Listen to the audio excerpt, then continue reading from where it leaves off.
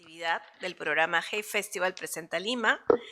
Se encuentra con nosotros el científico Rodrián Quiroga, que es profesor del Instituto Catalán de Investigación y Estudios Avanzados y jefe del Laboratorio de Percepción y Memoria en el Instituto de Investigación del Hospital del Mar, en Barcelona. Anteriormente fue director del Centro de Neurociencias de Sistemas y jefe de Ingeniería en la Universidad de Leicester, en el Reino Unido.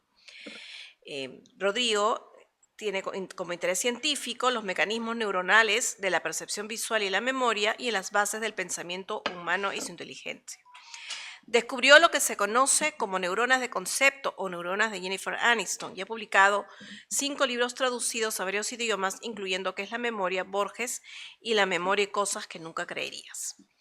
Nos acompañan también 3 científicos de nuestra universidad, la doctora Laila Hirsch, doctora en Biociencia y Biotecnología de la Universidad de Padua, en Italia, especializada en bioinformática, con maestría en Ciencias de la Computación, actualmente es profesora principal de la universidad e investigadora NEDACIT nivel 3. Nos acompaña además Ezequiel Coyle, que es investigador en Ciencias del Lenguaje y actualmente dirige el Laboratorio de Humanidades Digitales de la PUC y es investigador externo del Instituto Max Planck de Antropología Evolutiva. Su investigación se centra en el estudio de la diversidad lingüística desde la perspectiva de lingüística histórica y la tipología lingüística, con un especial énfasis en los enfoques cuantitativos y computacionales basados en datos. Y para no ser egoísta y no haber colocado una frase más sobre Laila Hirsch, voy a agregar que nuestra investigadora ha realizado además estancias de investigación en el MBL EBI Reino Unido y en 2021 obtuvo el premio L'Oréal UNESCO Concitec ANC por las mujeres en la ciencia en la categoría Talento en Ascenso. Estaba olvidando este detalle de su bio, perdone, doctora. Ahora, Miguel Rodríguez es nuestro profesor principal, PhD y MA en Lingüística Teórica de la Universidad de Connecticut, máster en Lingüística Hispana por la Universidad de Arizona y licenciado en Lingüística y Literatura PUC. Es además nuestro jefe de departamento académico de Humanidades. Su área de investigación es la sintaxis del español y la lingüística de señas.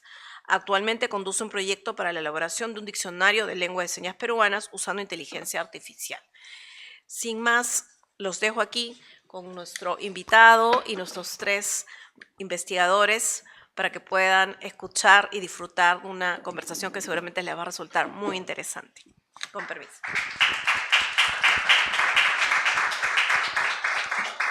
Muchas gracias, Marilu. Ahí sí. ¿Sí? ¿Sí? Ok. Vamos a tener unas cuantas preguntas, unas rondas de preguntas aquí para Rodrigo. Y de ahí vamos a pasar también a unas preguntas del público, ¿sí? Primero, Miguel, por favor. Bueno, bienvenido una vez más. Nuestro tema de hoy es la inteligencia artificial, ¿no? Que es un tema que en estos momentos probablemente ocupa la imaginación, pues, de muchas personas, tanto en el público como también en las universidades y entre los académicos. En particular, por supuesto, los científicos cognitivos, los lingüistas, los ingenieros informáticos, etc. Entonces, la pregunta es aquí, dado todo el esfuerzo que se está haciendo en la inteligencia artificial, que es un esfuerzo que requiere inmensas cantidades de datos, que requiere inmensas cantidades de recursos financieros, de recursos naturales, de uso de agua, uso de electricidad, uso de energía. La pregunta aquí es si todo esto vale la pena, porque, digamos, ¿hacia dónde va? Una primera respuesta podría ser, bueno, sí, claro, porque es una herramienta útil, mire ChatGPT, lo bien que funciona, etcétera, pero la búsqueda, entiendo, es la búsqueda de una inteligencia artificial general, ¿no? Entonces, ¿es posible una inteligencia artificial general? ¿Qué significa que sea una inteligencia artificial general? ¿Qué vamos a obtener? ¿Cuál es el producto que estamos esperando a partir de ese esfuerzo? ¿Será posible ese esfuerzo? ¿Será posible ese producto? Y bueno, si fuera posible, el costo es asumible, es adecuado. Todo este esfuerzo vale la pena, ¿no? Si es posible, sí. Si es posible, sí. Sí es posible. La respuesta es más filosófica que científica. O sea, no hay nada que impida que uno pueda replicar procesos del cerebro humano en computadoras. O sea, no hay nada especial en mi cerebro que yo creo que no pueda replicarse en una máquina. Lo que sí es que es muy complejo, pero la respuesta no es un no. O sea, puede ser más difícil, más complejo, llevará más años, menos tiempo, pero en principio posible es. Habiendo dicho eso, estamos lejísimos de replicarlo. O sea, los avances de la inteligencia artificial nos sorprenden. Nos parece que ChatGPT ya casi es un ente sintiente, pero no lo es. Y de hecho está muy lejos, y cualquier inteligencia artificial, de replicar los condimentos, los ingredientes más fundamentales de la inteligencia humana. Ni siquiera compite, ni siquiera empieza a tener como un atisbo de inteligencia, como entendemos inteligencia en nuestra especie, en humanos. El gran desafío de la inteligencia artificial es lo que vos decías, es la inteligencia general. Eso, o sea, es un término muy técnico, hay una manera más técnica de decirle, pero básicamente quiere decir que una máquina desarrolle sentido común, que pueda hacer analogías, que pueda inferir cosas.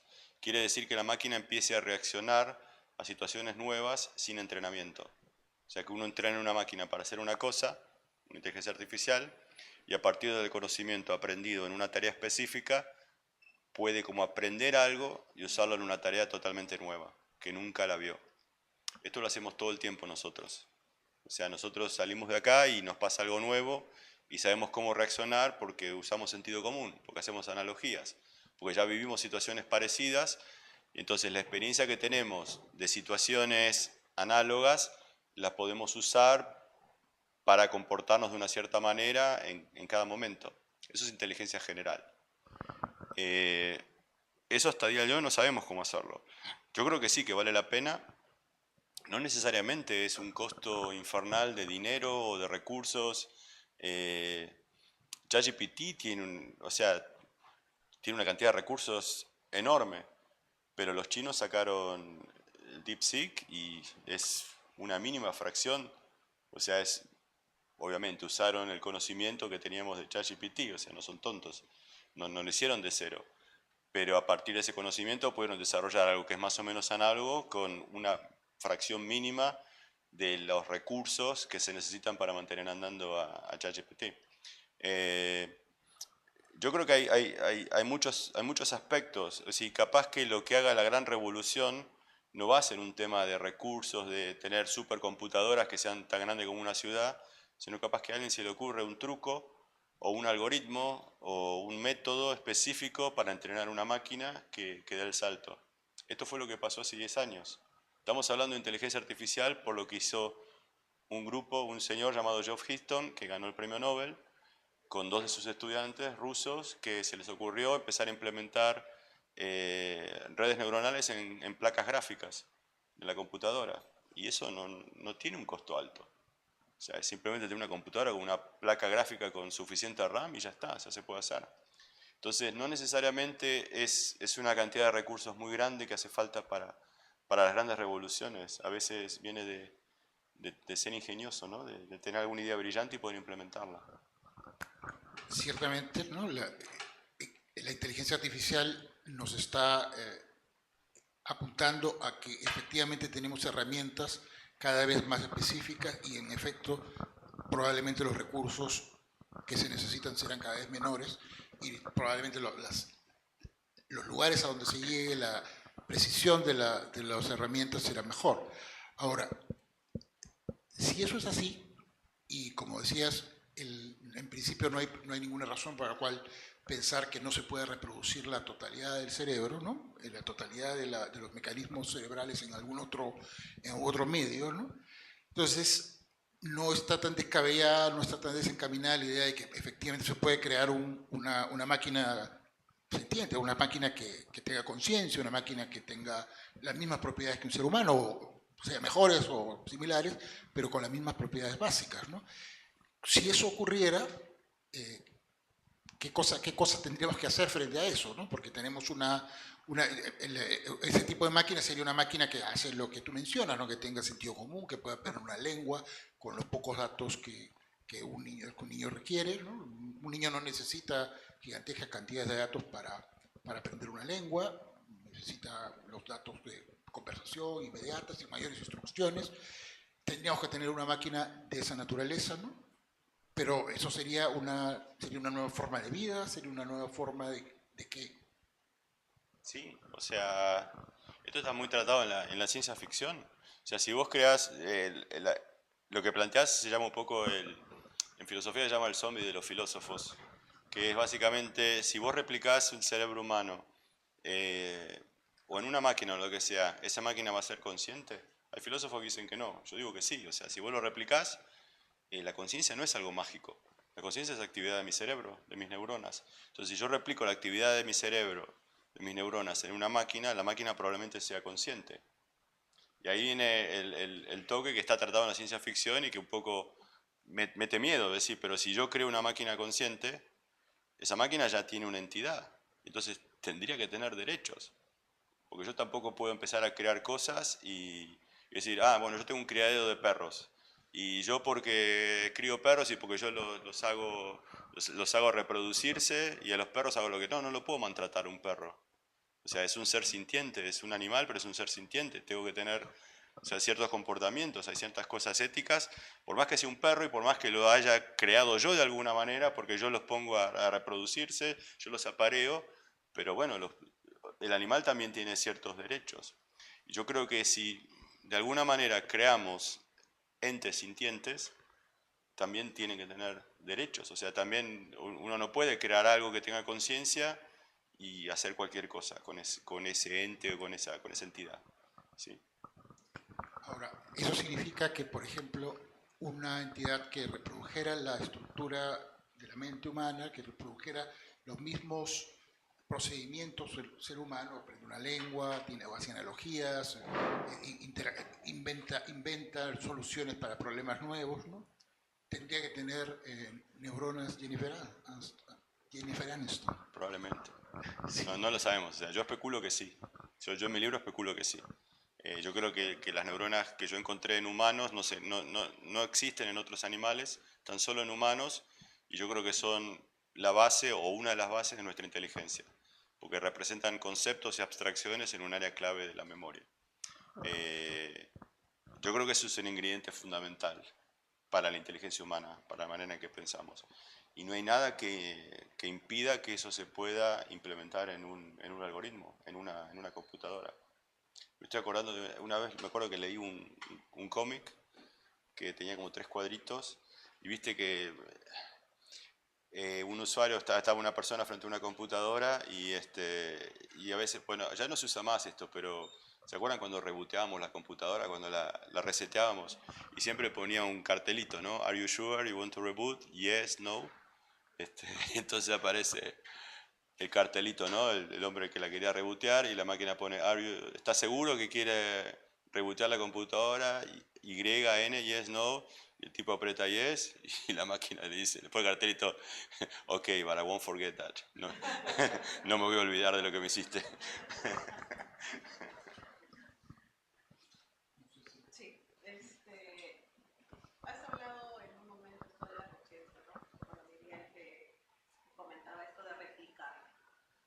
El tema de la teletransportación, que yo todavía sigo obsesionada, creo que muchos soñamos con la teletransportación en el tráfico de Lima, sobre todo en las mañanas. Hablamos de esta réplica que en realidad en el mismo libro mencionas esto de que se queda tu versión que no fue destruida en el proceso de la teletransportación, pero se queda tu conciencia, como bien decías, ¿no? O sea, hay 2 copias de ti y ¿a cuál eliminas? ¿Todos saben lo que es la teletransportación? ¿Conocen la serie Star Trek? No sé cómo la llaman en Perú.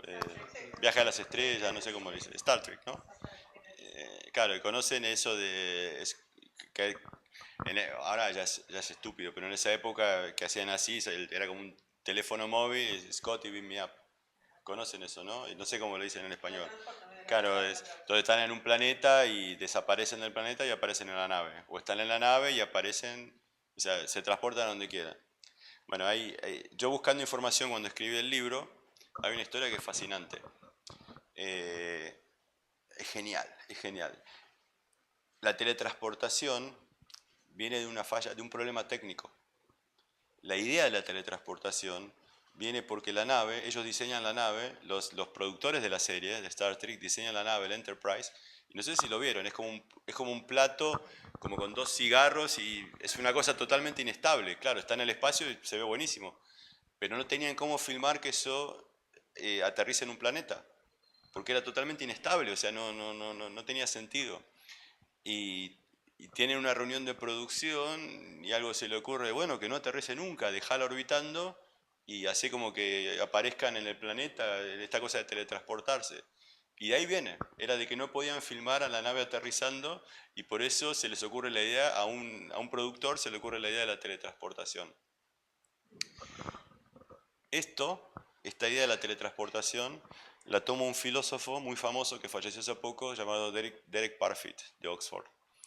Y Derek Parfit escribe un montón de libros, el tema de él era identidad, o sea, qué nos define como personas, o sea, qué hace que yo sea yo y que continúe siendo yo.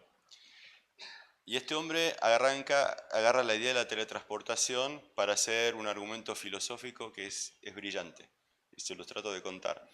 Entonces, él dice, imagínense una situación en un futuro no tan lejano probablemente, que se dé la situación de Star Trek. Entonces va una persona y va a un lugar como agencia de turismo, no sé cómo llamarlo, y quiere tomarse unas vacaciones en Marte. Entonces va, lo pone en una cabina y el tipo dice, bueno, ¿quiere ir a Marte? Sí, bueno, apriete el botón y cuando aprieta el botón lo vamos a teletransportar a Marte. Entonces el tipo va, aprieta el botón, aparece en Marte, la pasa bárbaro, qué sé yo, después vuelve a la Tierra y bueno, sigue con su vida. Y claro, se agarró como 2 años de ida, 2 años de vuelta. O sea, tardamos un montón en llegar a Marte si mandamos una nave. Vuelve el otro año y dice, bueno, quiero volver a Marte, la pasé bárbaro. Y el tipo dice, bueno, lo mismo, vaya a la cabina y apriete el botón y ya, lo teletransportamos. Y el tipo aprieta el botón y no pasa nada. Y abre la puerta y le dice al técnico, está fallado, no está andando, no está conectado. Y dice, no, está andando, está todo bien. Usted ya está en Marte, ahora lo matamos. Es que nos faltó la parte de desintegrarlo. Y el tipo dice, no, ¿cómo que me van a desintegrar si yo estoy acá? Y dice, no, mire el video, usted ya llegó. Usted la está pasando bárbaro, igual que el año pasado. Pero bueno, hubo una falla y todavía no lo desintegramos, pero ya ahora con el rayo lo desintegramos ya. Y el tipo dice, no, pero me van a matar. Y entonces, la paradoja de Parfit es, ¿qué define la identidad? Porque es la materia, es el cuerpo, es esa persona que está ahí o es el que está allá.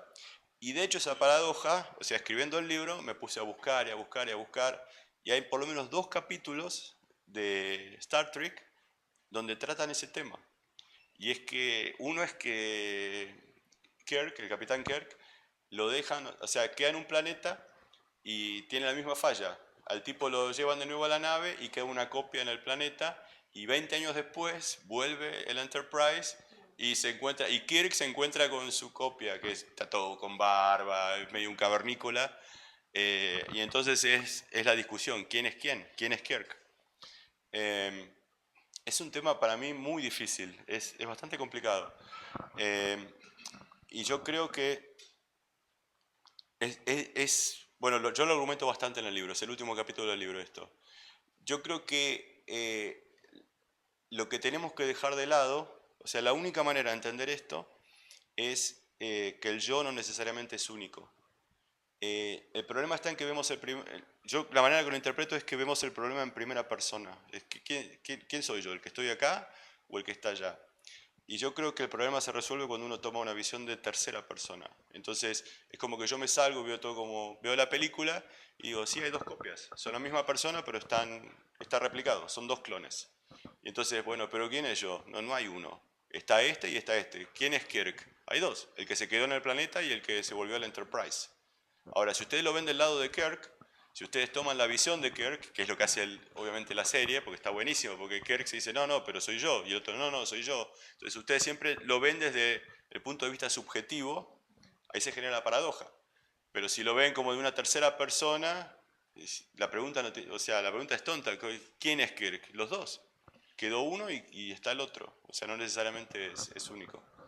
Pero bueno, es una historia divertida porque es una historia de la ciencia ficción siendo un disparador para teorías de filosofía. Se llama teoría de la réplica. O sea, hay muchos debates filosóficos o muchos postulados filosóficos en base a la idea de la réplica del cuerpo o de la teletransportación. Es muy interesante. La verdad, todo el libro se centra en todas estas ideas de ciencia ficción que para muchos son recuerdos de algunas películas, tal vez no todas, pero muchas sí. Ezequiel. Sí. Yo quería ir al punto, volver un poco al primero que preguntaba Miguel sobre la comparación entre lo que es una inteligencia artificial y una inteligencia humana. No me interesa por ahí tanto la inteligencia artificial general, sino más bien los procesos de por qué le llamamos inteligencia artificial a la inteligencia artificial. En particular, la inteligencia artificial generativa, lo que estamos todos acostumbrados hoy, ChatGPT, etc., es un modelo de lenguaje que predice la próxima palabra. Y muy bien entrenado, con mucha arquitectura, funciona muy bien para un montón de cosas, pero es palabras. O bueno, se pueden palabras escritas, puede ser pronunciadas, puede haber una imagen, un video, pero básicamente es texto, es lenguaje. En cambio, bueno, en tu libro hablas de la dualidad cartesiana de mente y cuerpo, que, bueno, Descartes y otra gente decía son dos cosas completamente distintas. La mente es algo que trabaja, digamos, bueno, en palabras más en el sentido platónico, en el mundo de las ideas. El cuerpo es lo terrenal. Pero bueno, el consenso científico actual es que no, que son lo mismo, que las neuronas son parte del cuerpo y eso es básicamente la mente, no hay una cosa en otro plano. Entonces, lo que llamamos inteligencia artificial es algo más, en mi interpretación, del lado de las ideas. Es lenguaje, hablando consigo mismo, entrenándose. ¿Cómo se compara eso con neuronas? Con cómo funcionan realmente las neuronas. ¿A qué no va a poder llegar nunca la inteligencia artificial o qué diferencias cualitativas hay entre los dos enfoques? Aquí no lleva nunca a nada. O sea, yo creo que... No, porque, o sea, yo soy físico, entonces cuando ustedes me quieren poner barreras científicas, o sea, en ciencia, después de muchos años, hay una máxima que uno aprende: nunca digas nunca, porque te cagan. O sea, porque decir, no, nunca, nunca, y al otro año tenés que cambiar el discurso. Eh, pero a mí como físico, o sea, nunca vas a pasar la velocidad de la luz. Sí, es imposible, es una ley de la naturaleza. Entonces, yo te lo digo que no es imposible porque no hay una ley como esa que te diga no vas a pasar la velocidad de la luz. Nunca podés conocer con precisión, con gran precisión, la posición y la velocidad de una partícula. O sea, el principio de incerteza de Heisenberg, uno de los basamentos de la mecánica cuántica. Es una limitación de la naturaleza, es así, son leyes físicas. No lo podés cambiar. Vos no podés conocer con exactitud la posición de un electrón y su velocidad. Es imposible, viola la ley de la naturaleza. Entonces, así como digo eso, no existe nada que diga nunca vas a poder replicar el comportamiento de un cerebro humano en una computadora. No existe esa ley. Y no hay nada que me diga que en principio sea imposible. Entonces, eso es el primer punto. Habiendo dicho eso, está lejísimos. O sea, que sea posible no quiere decir que vaya a pasar, que esté pasando ya. En principio es posible, pero no hay nadie que haya descubierto algo ni siquiera que se asemeje. Y ChatGPT, estoy de acuerdo con vos, es un modelo de lenguaje. Y mucha gente, entre los cuales yo me incluyo, pensamos que, bueno, le llamamos inteligencia artificial porque si yo le pongo, o sea, somos pocos, si yo le digo, vamos a dar un debate sobre artificial, no viene nadie. O sea, ya es como que lo llamamos así, pero no es inteligencia. O sea, ni siquiera hay que decirle inteligencia. O sea, ningún algoritmo de inteligencia artificial es inteligente. No tiene ni el más básico condimento de lo que llamamos inteligencia. Entonces, pero bueno, le pusimos ese nombre. O sea, nos acostumbramos a llamarlo así. Pero no es inteligencia, está muy lejos. Pero de nuevo, son las dos caras de la moneda. Habiendo dicho eso, como yo sigo el modelo monista, o sea, que no soy dualista, que yo no creo que haya una mente que sea algo etéreo y que esté en un mundo, no sé, que esté inalcanzable y que eso nos distingue de las máquinas. O sea, yo creo que la mente es el producto de la actividad de neuronas. Al ser el producto de la actividad de neuronas, Eso lo podrías replicar en conexiones entre transistores. No hay nada que me diga que no lo puedo hacer. No hay un componente místico, mágico en la mente que sea imposible de copiar en un circuito. Simplemente conexiones entre neuronas que las puedo replicar en conexiones entre transistores.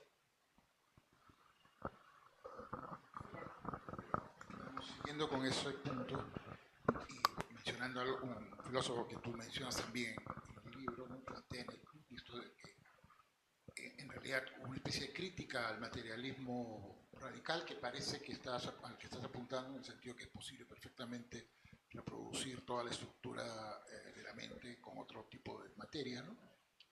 Y lo que decía Dennett es, bueno, igual es posible construir una escalera de acero de aquí a la luna, pero claro, eso es una empresa extraordinariamente costosa, probablemente, sumamente, en términos prácticos imposible, ¿no? Entonces, la pregunta en realidad es esa, ¿no? La pregunta es si en términos prácticos es posible, no teóricamente, no porque hay una ley de la naturaleza, ¿no? Sino porque el esfuerzo que eso demandaría es quizá excesivo y en realidad no sabemos exactamente qué tipo de esfuerzo se demandaría. Por otra razón, en el sentido siguiente, ¿no? Es posible que transistores no sea la mejor manera de traducir, digamos, algo que es si queremos llamarlo computación, una computación biológica, o sea, a partir de otros mecanismos. Quizá podamos después reproducir la manera en cómo se distribuye o se organiza la energía en el cerebro con otros mecanismos. La pregunta aquí es, quizá transistores exactamente no es la manera de hacerlo, sino hay otra manera de hacerlo más sencillo. O sea, claro, eso no es decir nunca, eso es decir que estamos todavía más lejos de lo que pensamos, ¿no? Eso tendría sentido, o transistores o lo que fuera, es la única vía. Es que yo no veo una barrera tecnológica como... El ejemplo de la escalera de la luna, Dennett lo pone por otra cosa. O sea, Dennett lo pone para cuando vos querés negar la realidad. Es una crítica al solipsismo. Es decir, solo existo yo y no existe el universo. Está todo en mí, como Matrix. Y si lo que yo veo afuera, lo que yo veo de la realidad exterior, fuera una ilusión, y eso también lo propuso Descartes, es el genio maligno de Descartes. Si fuera un genio maligno que me está haciendo creer algo que en realidad no existe, es que la ilusión es tan compleja, pero tan compleja, porque tiene tanto sentido, es tan coherente para todos mis sentidos la ilusión, que es en la práctica imposible de hacer. Y ahí me pone el ejemplo, es como en principio no es imposible hacer una escalera de aluminio de acá hasta la luna, pero bueno, en la práctica sí que es imposible. Entonces, en principio no es imposible de que todos ustedes sean una ilusión, pero en la práctica sí, o sea, es imposible que sean una ilusión. Creo que Dennett usa el argumento ese para eso. Lo que pasa es que yo tecnológicamente no lo veo tan lejano. Es que no sabemos, pero que no sabemos no quiere decir que sea algo... Es como si yo te diga, para resolver los viajes en el tiempo, habría que llegar a Alfa Centauro, estoy diciendo cualquier disparate, ¿no? Habría que llegar a Alfa Centauro, porque ahí sabemos que hay estos agujeros de gusano que nos llevan al otro lado del universo, ¿no? Sí, pero llegar a Alfa Centauro es imposible. O sea, y hasta donde sabemos, o sea, sí, es posible, perdón, es imposible en la práctica porque, qué sé yo, te tenés que tirar 1000 años de viaje, no sé, o más, y tenés que tener generaciones y generaciones de gente en una nave y en la práctica decís, no, es imposible. O sea, en principio sí podría ser posible, porque podrías de alguna manera llegar con una nave hasta la estrella más próxima, pero que está lejísimos, pero en la práctica es imposible. Ahora, que vos empieces a meter ingredientes a la inteligencia artificial, que empiecen a replicar componentes claves del funcionamiento del cerebro humano, probablemente puedas empezar a tener ciertos procesos que empiecen a replicar los procesos de pensamiento, por ejemplo, del cerebro humano. Por ello puedas empezar a poner un mínimo sentido de inteligencia. Y no lo veo tecnológicamente imposible, no lo veo como algo que es la escalera a la luna. Lo veo muy factible. Pero de nuevo, habiendo dicho eso, todavía no sabemos cómo hacerlo. Lo mismo, o sea, son dos barreras. Primero es eso y la segunda es la conciencia. ¿Cómo haces para que una máquina se vuelva consciente? Que sepa de su propia existencia. Hoy día no tenemos idea. Nadie sabe qué hacer. Pero eso no quiere decir que sea imposible. Y tampoco hay una barrera tecnológica que sea inalcanzable. No hay la escalera a la luna. O sea, es qué algoritmo le tenés que meter a una inteligencia artificial para que de repente sepa de su propia existencia. No lo sabemos, pero que no lo sepamos no quiere decir que sea imposible teóricamente o en la práctica. Baby steps, pues, ¿no? En la ciencia. Creo que eso suele pasar en muchos casos. Bueno, en mis investigaciones hace unos años decíamos que no había manera que llegáramos a tener todas las estructuras de proteína que hoy en día tenemos gracias a la inteligencia artificial. Y hay estos momentos donde los científicos comienzan a hacer estos baby steps. Y en tu caso en particular estás haciendo una serie de experimentos y de pruebas que creo que a todos nos va a gustar escuchar un poco de lo que estás haciendo ahora en Barcelona. En Barcelona voy mucho a la playa, tomo En sangría, ciencia. De ahora en adelante las pisco. tapas, estoy poniendo kilos, a pisco, voy a empezar a tomar pisco.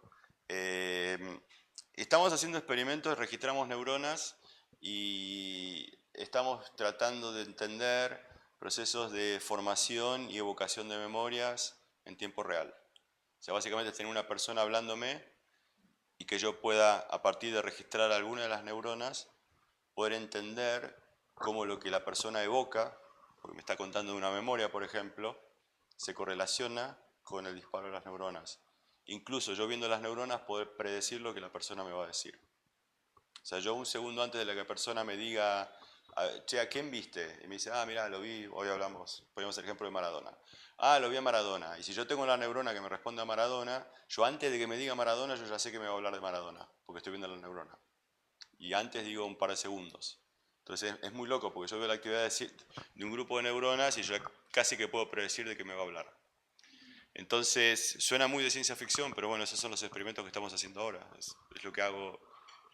De hecho, lo estamos haciendo en Argentina, estos experimentos. Pero No, ves, no en Barcelona, pero esos analizamos son, los datos en Barcelona. ya, pero esos son los pasos bueno, Sí, que nos pueden llevar a... pero bueno, después, o sea, y a partir de que tenés eso, se abre un abanico de posibilidades, ¿no? Porque ahora no solo le digo, decime una memoria que tengas, sigamos con Maradona, con Maradona, sino que le puedo decir, imagina una situación con Maradona, algo que nunca viviste. ¿Qué te gustaría, si lo conocieras a Maradona, o si viniera Maradona acá, qué te gustaría hacer con él? Y yo me tomaría un vino con Maradona y le pediría de jugar un partido de fútbol, no sé, bueno, murió, ¿no? No se puede ya. Pero la persona empieza a imaginar.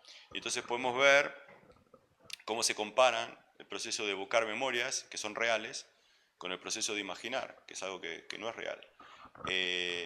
Hablábamos antes de la charla de un montón de... A partir del momento que el paciente habla y yo puedo correlacionar respuestas neuronales con el habla del paciente, hay un montón de juegos que ustedes conocen mucho más que yo, que es, o sea, usar cosas de lingüística. Por ejemplo, les contaba uno que lo hicimos ya, estamos escribiendo el artículo, que es ver cómo disparan las neuronas cuando la persona dice un pronombre. Él. Él jugó a la pelota. Y si él refiere a Maradona, siguiendo con el ejemplo, la neurona dispara, y si él refiere a otra cosa, la neurona no dispara, y es el mismo pronombre. Entonces, según la significancia del habla, de las palabras, varía la respuesta. Entonces, bueno, estamos jugando también mucho con eso. Ver cómo se empieza a armar un discurso y cómo cosas que son ambiguas se resuelven según la significancia y que las neuronas correlacionan con esa significancia. Sí, esto que decías de las situaciones reales e imaginadas. Volviendo a la inteligencia artificial, ahí todas las situaciones son imaginadas en algún sentido.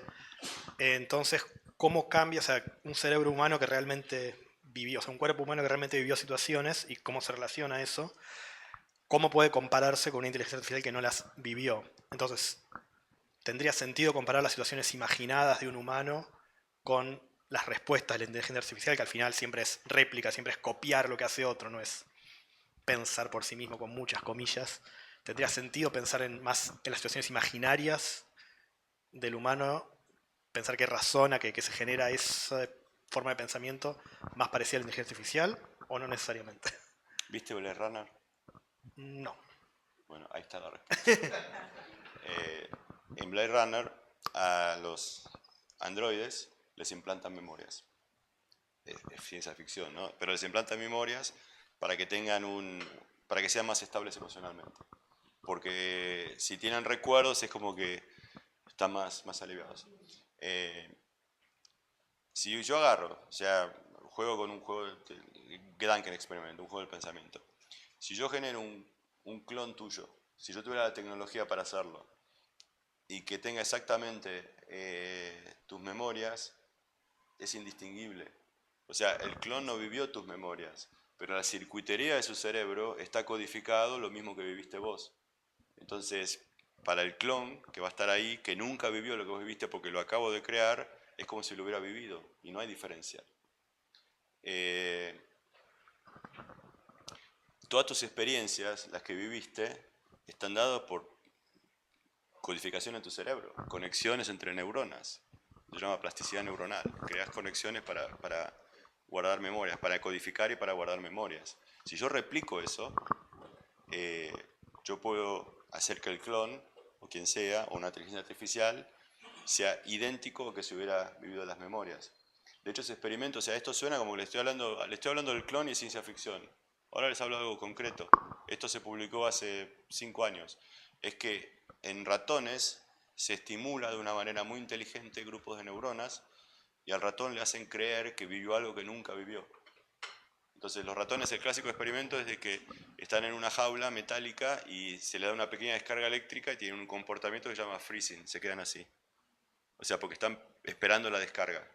No es un electroshock, no es una descarga chiquita, pero es molesto para el ratón. Entonces es el clásico experimento conductual que se hace con los ratones.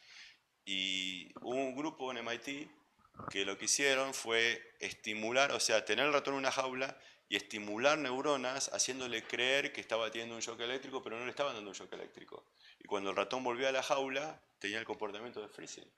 Entonces, implantaron una falsa memoria, solamente por estimular.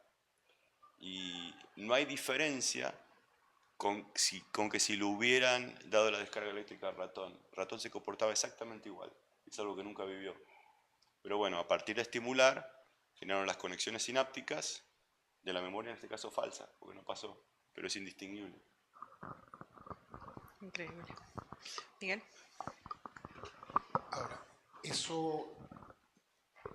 última situación, ¿no? Que tú puedes implantar memoria, y implica, por ejemplo, que el argumento del cerebro en la batea, el argumento del cual tú puedes tener un cerebro, que es el mismo argumento de Matrix, digamos, ¿no? Puedes tener un cerebro y colocarle con un conjunto de estrategias bien definidas, impulsos, de manera que sienta que vive, que es el presidente, que es una estrella de fútbol, etcétera, que es Maradona. Eso es tecnológicamente posible y eso nos lleva a lo otro, y es que nosotros podremos ser nosotros un cerebro en la batea, ya que si es que eso es tecnológicamente posible. O sea, que vos creas que sos presidente, Maradona, mejor tenés que nacer en Argentina y ya lo tenés todo completo.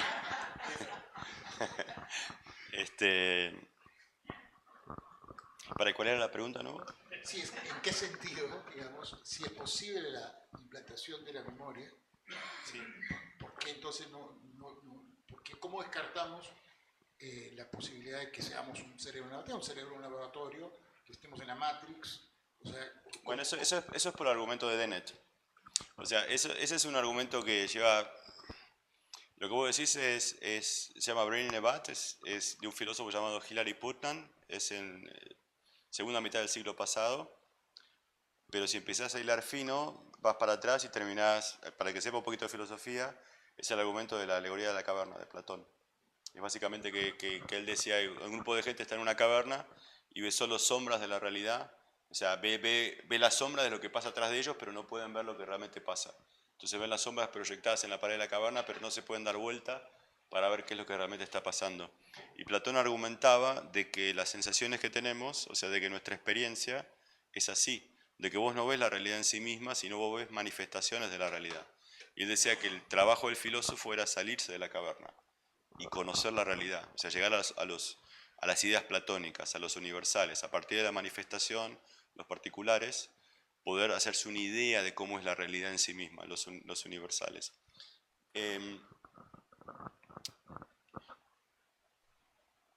Ese argumento, bueno, es una discusión filosófica que a mí me parece apasionante. No les voy a dar un tratado de filosofía, pero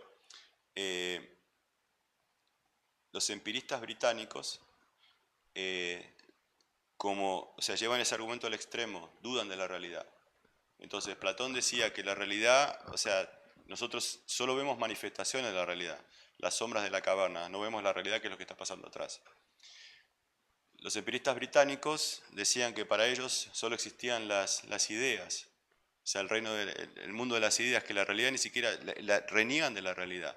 Dice, lo que existe es lo que está dentro mío, mi interpretación de la realidad. Y ese argumento, llevado al extremo, da lugar a lo que se conoce como solipsismo, que es un poco lo que estás diciendo. Que básicamente es decir, ¿yo cómo sé que ustedes existen? El que se lo planteó muy, muy clarito fue René Descartes, y es la frase más famosa de la filosofía. Lo primero que se plantea, ¿cómo sé que existo yo? Y él dice, yo pienso, y porque pienso, el hecho de saber que pienso, estoy seguro que existo. Yo puedo estar seguro que existo porque pienso. Cogito ergo sum. ¿Sí? Yo creo que si conoce algún francés, los franceses no se va a poner, le he dicho je pense dans je suis, no va a hablar en latín, pero bueno, la frase que quedó es esa. Cogito ergo sum, pienso luego existo. Descartes también sigue el argumento, y esto también está en sus meditaciones, y dice, ok, ahora yo existo, ahora ¿cómo yo sé que existen ustedes? ¿Cómo yo sé que no hay un genio maligno? Y esta es la idea de Matrix. En Matrix es una inteligencia artificial, en Descartes es un genio maligno, lo llama así, que me está haciendo creer que lo que veo es así, pero en realidad no existe, que me está engañando. Descartes era muy religioso, y él no encuentra una solución en la ciencia o en la filosofía a esa pregunta, y su respuesta es la religión, él se apoya en la religión. Y él dice, si tal genio existiera, tal genio tendría tal poder que sería como un Dios, y Dios es benévolo, Dios nunca me haría una cosa así. Entonces, yo sé que la realidad exterior existe, porque si fuera una ilusión, esta ilusión la tendría que hacer Dios, y Dios no puede hacer una cosa así, porque Dios es bueno. O sea, no haría una maldad. Esa es la solución de René Descartes. Pero después hubo argumentos de la filosofía. Entonces, uno de los argumentos, el más nuevo para mí, es el de Dan Dennett, que dice, sí, está bien, todo esto puede ser una ilusión, pero es que, yo tomo agua y siento que el agua baja, ¿y cómo haces para generar esa ilusión? O sea, está bien, en principio lo podrías hacer, pero es como construir la escalera a la luna. O sea, en la práctica es imposible. Y el otro argumento, que es ya de las cosas de ustedes, pero que a mí me parece brillante, el otro argumento lo dio Wittgenstein. Es el argumento del lenguaje privado. Wittgenstein dice, si ustedes no existieran, el conocimiento sería imposible. Porque para yo conocer algo, o sea, para yo aprender algo, necesito tener el feedback de ustedes. Porque si yo estuviera solo y yo empiezo a acumular conocimiento, puede estar fallando en mi memoria. Entonces yo no sé si lo que yo estoy aprendiendo es válido o no, porque me puedo estar equivocando. Ahora, si están todos ustedes, cuando yo me equivoco me lo hacen saber. Entonces es como que como sociedad o como grupo de gente nos empezamos a poner de acuerdo en cosas, y mi referencia para saber si yo me estoy equivocando o no son ustedes. Y si yo no los tengo ustedes como referencia, capaz que yo estoy haciendo todo mal y no me doy cuenta, no estoy aprendiendo nada. Entonces Wittgenstein dice que si aprendemos, o sea, que sin el otro es imposible aprender. O sea, no existe el lenguaje privado. Y ese es un argumento para reforzar la idea de que tiene que haber otra persona. Entonces, yo creo que la filosofía le da respuesta a eso. Y hay una cosa que es brillante, que la dice Bernard Russell, que es genial, y que básicamente el solipsismo, la idea de que no existe nada, no tiene ningún referente en la filosofía. No me pueden nombrar un solo filósofo que sea solipsista. No existe. porque si hubiera un filósofo que conociéramos que fuera solipsista, sería un farsante. Porque si yo soy filósofo, o sea, si yo pienso que ustedes no existen, ¿qué sentido tiene que yo escriba un libro? ¿Para quién? Claro, ¿para qué lo voy a hacer si ustedes no existen? Entonces nadie puede perder el tiempo en tratar de escribir o de tratar de diseminar una idea de solipsismo porque no tiene sentido. Ezequiel.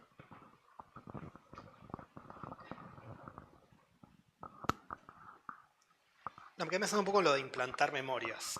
¿Hasta qué punto estamos... O sea, ¿hasta qué punto es eso tecnológicamente posible? ¿Y cómo se implementaría en una corte? ¿Habría un perito neurocientífico para ver si el testigo tuvo una memoria implantada? Bueno, eso lo estudió una psicóloga llamada Elizabeth Loftus. Bueno, lo investigó mucha gente, pero Loftus fue la primera en la que hizo más claro. Implantar memorias es muy fácil.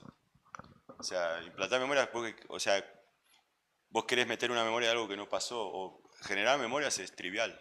Yo hago un disparate acá y se lo van a acordar. Sacame implantar una memoria. Es decir, este estúpido que vino y que para contestar una pregunta hizo así y un aplauso. Y les acabo de implantar una memoria. Me refiero a implantar una historia que no sucedió. Ok.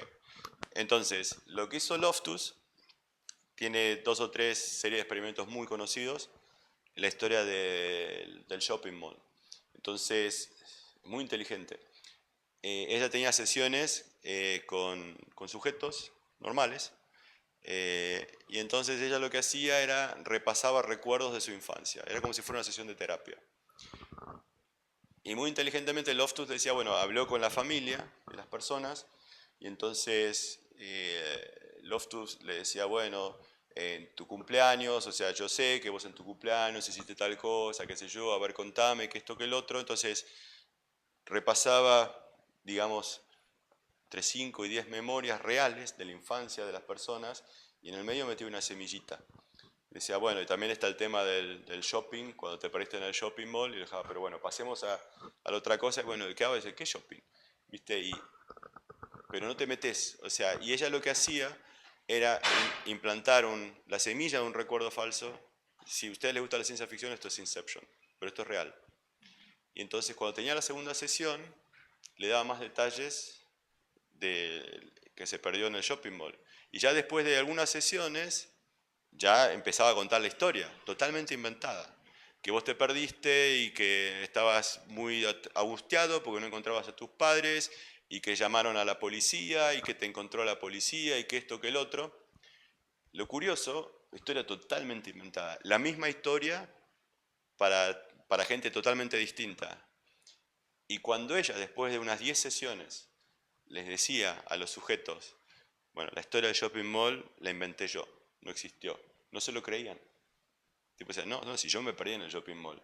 Y ella le tenía que decir, no, yo soy psicóloga, yo te induje a pensar esto. Y dice, no, pero yo me perdí en el shopping mall cuando era chico, que vino la policía y qué sé yo. Y era muy fuerte y no se lo creían. Y ella tenía, o sea, tenía que decirle, no, es que realmente te implanté la memoria. No existió nunca eso. Entonces, eso es muy fácil. Hay muchos ejemplos. Yo los describo mucho en un libro que va a aparecer ahora en enero, que se va a llamar La máquina del olvido. No está en este tanto, porque bueno, está en el otro. Pero Loftus trabajó mucho con alegatos de testigos oculares, porque son muy, no sé cómo se dice, muy poco confiables. Entonces, es fundamental cómo se le hace una pregunta a un testigo ocular, porque a veces cuando uno hace una pregunta puede estar sesgando la respuesta. Es como si yo digo, yo los paro acá, yo paro 5 sospechosos y yo le digo a un testigo ocular, fue ese, ¿no? O sea, y es como que ya hay una probabilidad grande que dudás, pero decís, y sí.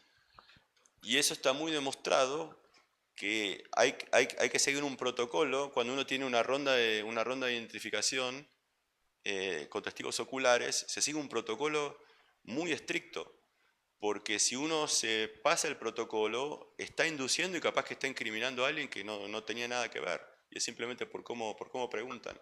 Entonces, siempre cuando hay juicios y se presentan testigos, hay como todo un protocolo que los abogados y los fiscales tienen que seguir de cómo hacer preguntas para no sesgar la respuesta del testigo. Y eso lo cambió Loftus. Todo es el sistema jurídico, el del proceso judicial en Estados Unidos, lo cambiaron todo a partir de las investigaciones de esta mujer. Creo que hemos escuchado, Rodrigo, mucho que parece un poco de las cosas que nos pueden llegar a dar miedo de a dónde podemos llegar, ¿no? Pero desde el punto de vista positivo, y terminando ya con la ronda de nuestras preguntas para pasar a las rondas del público. ¿Qué cosa es lo que quieres lograr con tu investigación en pro de la sociedad? Porque entiendo que quieres llegar a algo. Vivir en la playa, tomar sangría Hemos dicho que y pisco. que me paguen. Pisco, Y pisco, pisco. Es que vos me decís para terminar con algo positivo. Todo lo que yo dije es positivo. Yo no le veo nada negativo a lo que dije. Es que es fascinante. Vas a decir, uy, pero ¿puedes implantar memorias? Sí, chocolate por la noticia.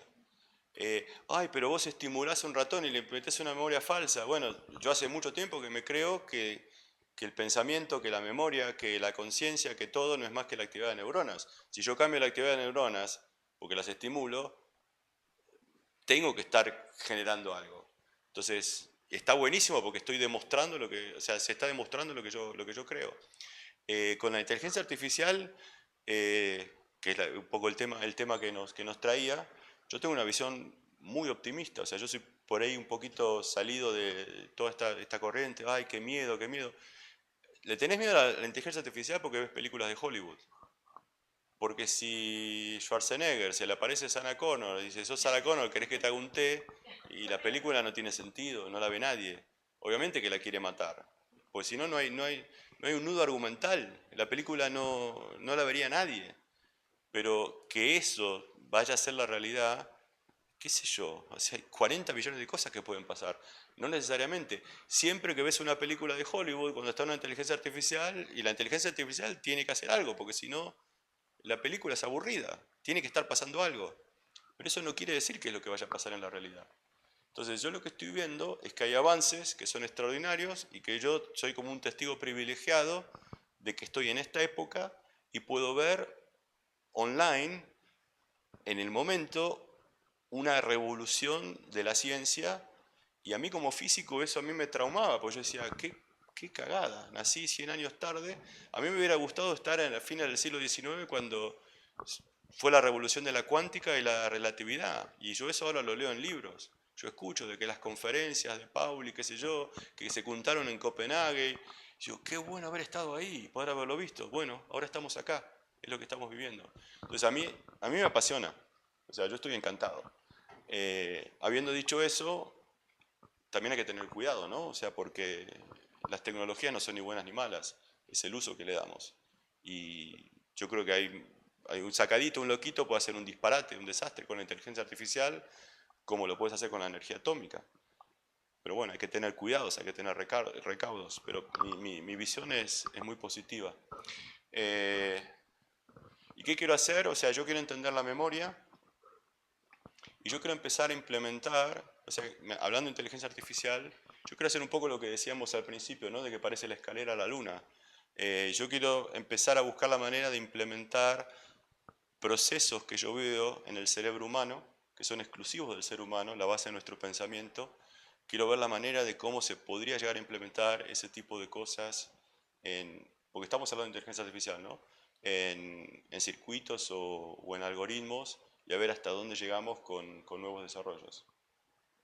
Me tiene fascinada la pregunta, no sé, me da mucha curiosidad. Muy interesante. Muchísimas gracias, Rodrigo. No sé si tienen preguntas. Público, por allá, ahí tenemos nuestro ayudante. Muchas gracias.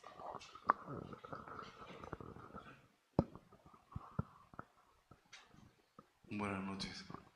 Agradezco vuestra enseñanza, ¿no? Vuestra charla. Creo que he escuchado hablar de justo la neurona de Maradona, creo que fue, ¿no? No sé si es usted el que llegó a identificar en esta persona. Sí. Ah, ya, qué gusto. Mi pregunta era dirigida a esa certeza con la que dice que todo se puede lograr si bien estamos en una etapa fundamental básica, ¿no es cierto?, en que la inteligencia artificial es casi nada respecto a la inteligencia humana, y yo pienso más bien que incluso la inteligencia de ser a ser humano no se puede, por utilizar un término, trasplantar. Por ejemplo, la creatividad de un Newton, de un Einstein, por ejemplo, ¿no? O de los cuánticos, no puede ser emulada fácilmente y no se le puede pasar de un humano a otro. Y creo que hacer que la inteligencia artificial tenga ese sentido común o esa creatividad que tiene el ser humano, me parece un poco difícil, ¿no? Me parece que muchas veces creo que podemos asumir el rol de seres bastante superiores, ¿no? Por ejemplo, yo creo que la creatividad es algo nuevo, ¿no es cierto? Que el creativo llega a asir, a tomar, por ejemplo, hace tiempo siempre ha habido esa pregunta, ¿no? ¿Las matemáticas se descubren o se crean? ¿No? Ya todo el mundo sabe eso, ¿no? Entonces, yo creo que esa cosa nueva, esa cosa creada, puede estar en una especie de nube, no una nube como la cual conocemos, ¿no?, en este mundo informático, ¿no?, sino una nube de repente superior. ¿Ha podido determinar cuál es el proceso de creatividad? Y dentro de esto, ¿la espiritualidad tiene algo que ver en este proceso? Disculpe que haga esta digresión con el tema que nos trae, ¿no? Pero me he dejado llevar también por esta exposición. Gracias. Por la creatividad.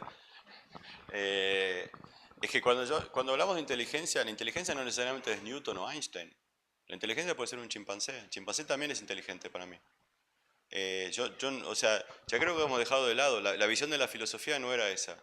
Sócrates definía al hombre como un animal racional. Es un animal que razona. Los animales que razona, que piensa. Para él los animales no pensaban. Nosotros ya no creemos eso. Para mí un mono piensa. Un perro mismo piensa. Tiene un cierto grado de inteligencia. Es incomparable a la del ser humano. Somos muchísimo más inteligentes que un perro, que un mono o que cualquier otro animal en este planeta, pero muchísimo más inteligentes.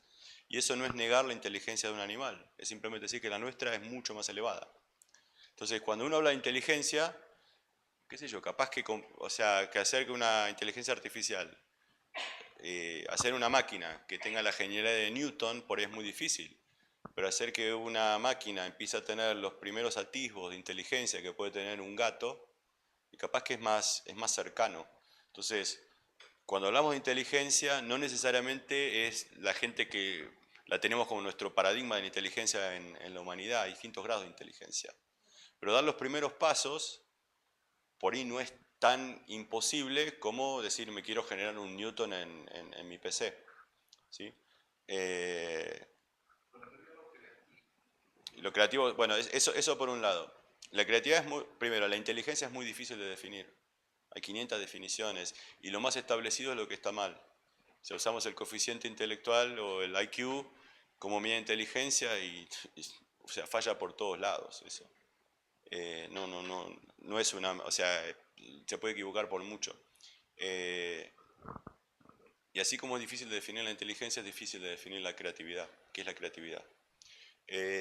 Yo no voy a dar una definición, yo tomo un aspecto que no es definición, pero para mí una característica que yo veo en demostraciones o en inteligencia y en creatividad, que es la capacidad de hacer asociaciones entre cosas que son en principio dispares, muy distintas. Entonces, tomando el ejemplo, porque vos lo mencionabas a Newton, es un ejemplo que yo lo uso mucho, pues estudié física. La genialidad de Newton fue darse cuenta que la manzana que cae y la luna que da vuelta alrededor de la Tierra responden al mismo fenómeno que es la ley de la gravedad. Entonces Newton hace una asociación entre un objeto, acá la Tierra, la manzana de su famoso árbol de Cambridge, y un objeto celeste, la luna. Eso es la genialidad, que dos cosas que en principio nunca asociarías, el tipo las relaciona y saca una ley que junta las dos cosas. Entonces, una característica de la creatividad, creo yo, es es asociar cosas que son en principio muy, muy distintas, de ámbitos distintos. ¿Cómo copiamos eso? Bueno, no sé, tenemos que ver la manera de codificar asociaciones. Se puede hablar muchísimo de eso. Y no sé si tenías otra pregunta con eso. La espiritualidad no lo sé.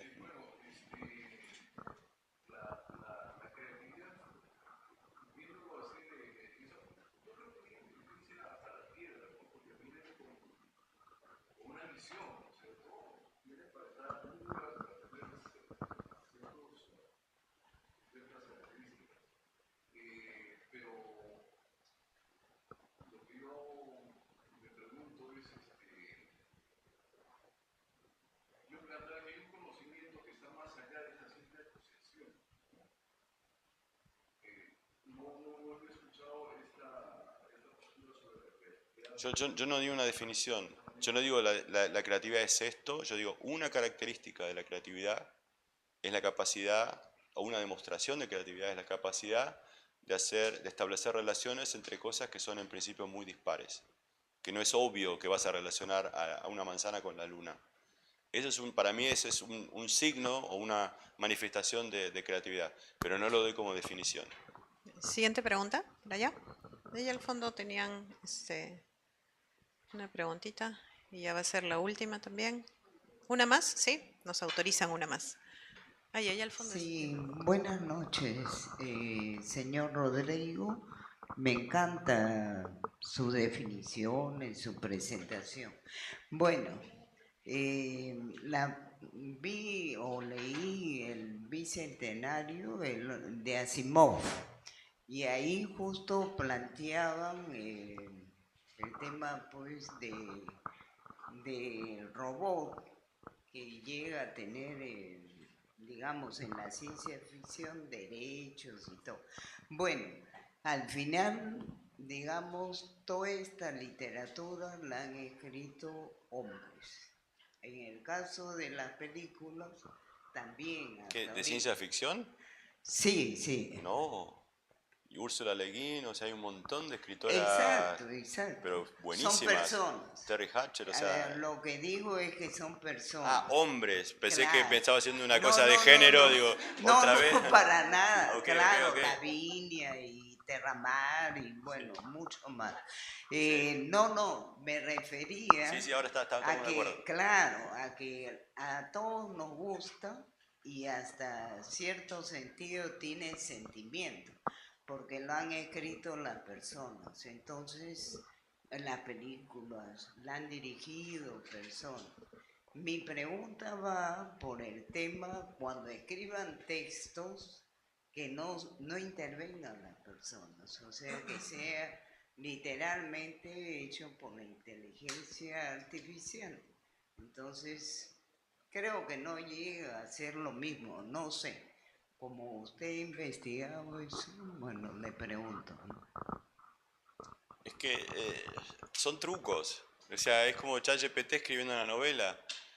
Son trucos, pero le va a faltar las componentes que nosotros tendemos en apreciar a una novela. Entonces es como que va a buscar copiar algo y por ahí es como una copia barata de ciertos procesos, de que suena como una novela, pero cuando yo creo que si una novela de ChatGPT, hasta el día de hoy, no sé más adelante, pero es que le va a faltar un argumento que nos atrape, o un argumento que nos mueva de alguna manera, que es lo que puede dar un escritor. Ahora, habiendo dicho eso, yo no puedo decir que dentro de unos años, capaz que, o sea, nunca digas nunca, que me sorprende que leo una novela y me dice, no, mirá, la escribió una inteligencia artificial y me sorprende. Es de nuevo la misma respuesta. Yo creo que estamos lejos, pero no hay una barrera infranqueable, no es la velocidad de la luz que no se puede pasar. Entonces podría suceder, no sé qué tan cerca o lejos estaría de suceder eso, no lo veo imposible, pero hoy por hoy, sí, ChatGPT puede escribir una novela, pero no la va a leer nadie, va a ser más aburrida que Joyce. Y lo mismo pasa con la música, ¿no? Hay manera de crear Claro. canciones y es lo mismo, ¿no? Tienes una copia Claro. de muchos autores que no necesariamente es algo que nos gusta. Sí. Ahí al fondo, por favor, Hola. la última pregunta. Muy interesante el tema de la inteligencia artificial y también un poco la ciencia ficción también. Yo siempre recuerdo mi primera ciencia ficción que fue una película de Spielberg en la cual utilizaba mucho la creatividad con solamente reconstruir cosas en desuso y formar quizás un aparatito para comunicarse con otro mundo, que fue la ¿Qué primera película? película de Spielberg que creó, infantil por supuesto, pero creaba un poco la creatividad de un ser otro planeta que está perdido y logra obviamente quizás crear ahí un tipo de inteligencia a través de un simple aparato de juguete. Y para mí fue esa película. Después, la teletransportación que mencionaste, también se habla mucho en la literatura, en La máquina del tiempo y muchos libros.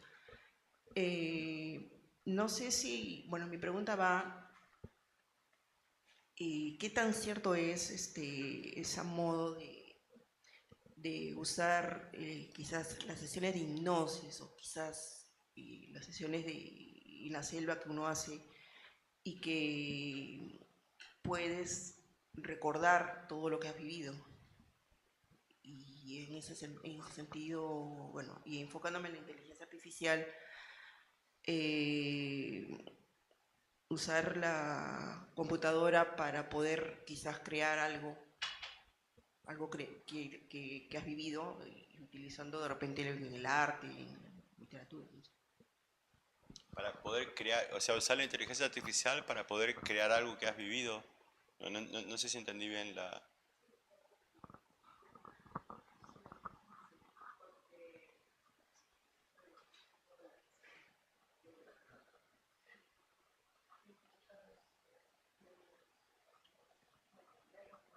No, yo creo que por ahí lo que decís, viste que ahora tenés la inteligencia artificial que te genera imágenes. Entonces, ¿te referís a cosas así? O sea, de que vos le digas, sí, yo cuando era chico estaba en la playa, que esto, que lo otro, y das detalles y que el ChatGPT, o sea, te ponga una imagen y que sea parecida a tu memoria o tus sueños, sí.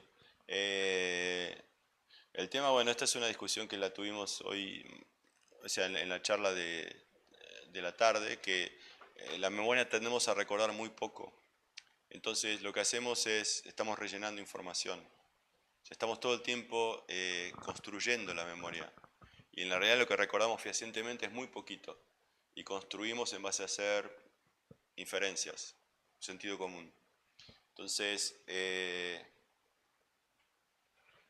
probablemente no recuerdo, o sea, no tenés un recuerdo con la suficiente detalle como para poder compararlo y decir, no, lo que me está dando la inteligencia artificial es muy distinto. O sea, sí, por ahí hay cosas que le va a pifiar, pero bueno, podría llegar a ser más, o sea, algo que no te des cuenta tanto porque en realidad recordás muy poco. Entonces son pocos los detalles que tenés muy claros de los recuerdos. Y, y sí, por ahí, o sea, no va a ser como la memoria original, pero probablemente te creas que lo sea, porque en realidad no te acordás cómo fue. Y la máquina está reconstruyendo algo, pero vos también cuando buscas una memoria estás reconstruyendo algo, no te acordás de todo.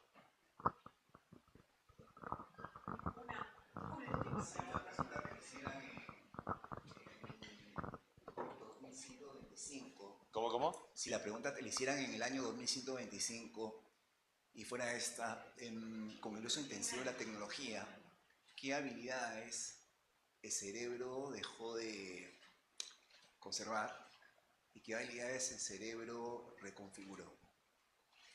Mira, cuando haces ese ejercicio, lo vi mucho en la ciencia ficción y en gente que hace predicciones, y lo que es siempre el caso es que cuando pasa el tiempo y volvés atrás, le pifian todos. Entonces lo mejor es quedarse callado. No lo sé, es impredecible. O sea, el avance de la ciencia es impredecible. ¿Vos te imaginabas hace 10 años estar hablando de esto acá? No. ¿Vos te imaginabas en la década del 90 que íbamos a estar todos conectados virtualmente? Y no tenías manera de imaginártelo. Y salió, o sea, hizo una cosa. El Internet es un proyecto que estuvo financiado por DARPA que era para otra cosa. Salió medio de casualidad, de carambola. y de repente cambia el mundo y no hay manera de predecirlo. Entonces, es muy difícil hacer predicciones. Lo que sí es cierto es, tenés que hacer no predicciones a 100 años, pero yo te puedo hacer predicciones de acá a 2, 3 años porque las tenemos que hacer, porque se nos viene la inteligencia artificial y el mundo cambia y no vuelve para atrás. El mundo no va a ser lo que era antes, como no lo es cuando no teníamos internet. El mundo cambió con las computadoras, con internet, cambió totalmente. Tenés un montón de cosas que antes no tenías y la economía cambia, las fuentes de trabajo cambian.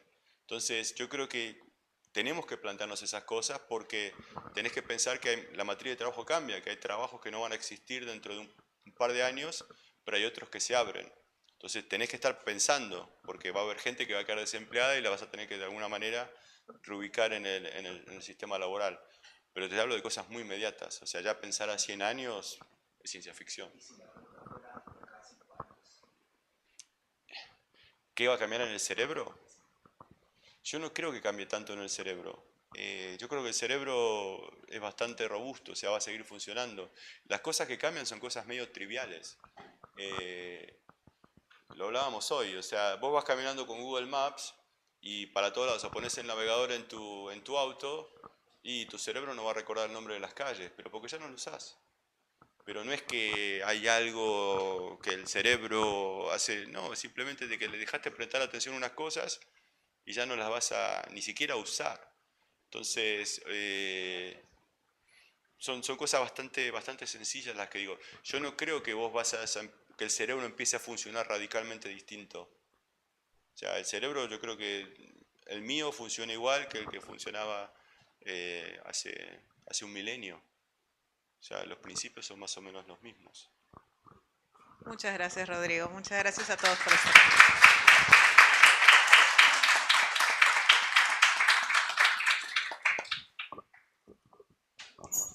En el primer piso están los libros está la librería, ¿no? Y está ahí el libro de Rodrigo, que está buenísimo, full de ciencia ficción y ciencia. Así que es 100% recomendable.